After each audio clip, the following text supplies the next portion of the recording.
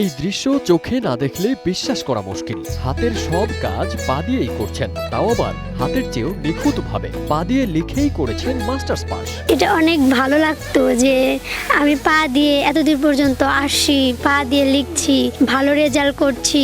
শারীরিক প্রতিবন্ধকতা কখনো মানুষকে আটকে রাখতে পারে না। মনের মনোবল হচ্ছে সবচেয়ে সাহস। এটা থাকলেই মানুষ সবকিছু জয় করতে পারবে। শুধু পড়াশোনাই নয়, পা দিয়ে ঘরের রান্নার কাজ, সবজি কাটা, উঠান ঝাড়ু দেওয়া থেকে শুরু করে টিউবওয়েল চেপে পানি তোলার মতো দৈনন্দিন কাজও অত্যন্ত দক্ষতার সাথে করে চলেছেন এই সংগ্রামী নারী। পা দিয়ে অনেক সুন্দর লিখি। পা দিয়ে আমি রান্না করা, ঘর মোছা, নিজে জামা কাপড় চেঞ্জ করা, এভরিথিং সবকিছুই পারি। এখন স্বপ্ন আমার শিক্ষকতা করার ইচ্ছা। আমার অনেক ইচ্ছা যে আমি ছোট ছোট বাচ্চাদের পড়াবো। শৈশব থেকেই পড়াশোনায় প্রবল আগ্রহ নীলার। হাত না থাকায় ধীরে ধীরে পা দিয়ে কলম ধরতে শুরু করে সে। শিক্ষা জীবনের শুরুতে মায়ের সহযোগিতায় বিদ্যালয়ে যাতায়াত করলেও দাখিল পড়ার সময় পাশে দাঁড়ায় সহপাঠীরা। ছোটবেলা থেকে সবাই হাত দিয়ে কাজ করে, আমি ভাবলাম যে আমার তো হাতই নাই। ওটা দেখে দেখে আমি পা দিয়ে ট্রাই করলাম।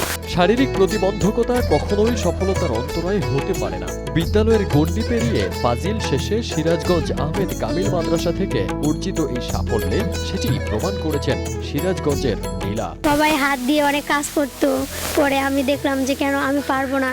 পরে আমি পা দিয়েই সব কাজ করি। আমার হাত নেই, তারপরেও আমি এত দূর পর্যন্ত আসছি। কামারখন্দ উপজেলার চরবর্ধুল গ্রামের দিনমজুর ওসমান গনি ও শাহিনুর বেগম দম্পতির 4 ছেলে মেয়ের মধ্যে তৃতীয় সন্তান নীলা এখন অনেকের কাছেই সাহস, আত্মবিশ্বাস আর অনুপ্রেরণার নাম।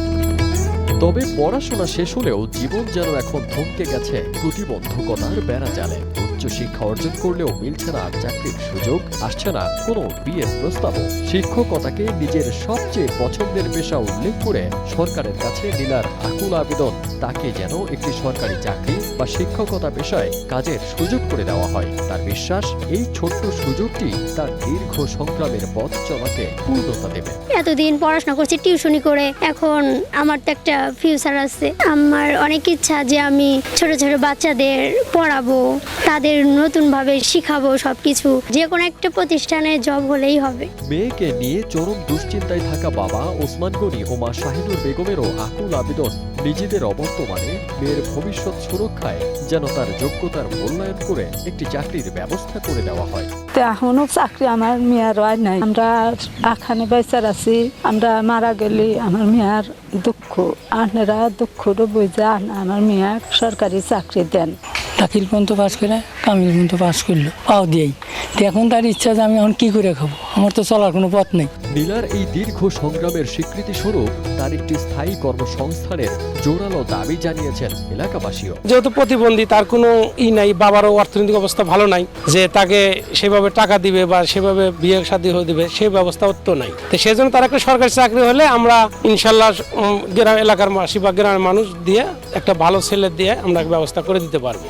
এদিকে কামারখন্দ উপজেলার মহিলা বিষয়ক কর্মকর্তা মোসাম্মদ সেলিনা পারভিন জানান, ইউএনও সহ তারা ইতিমধ্যে নীলার বাড়ি গিয়ে খোঁজখবর নিয়েছেন এবং তার যোগ্যতা অনুযায়ী একটি চাকরি নিশ্চিত করার চেষ্টা চালিয়ে যাচ্ছেন।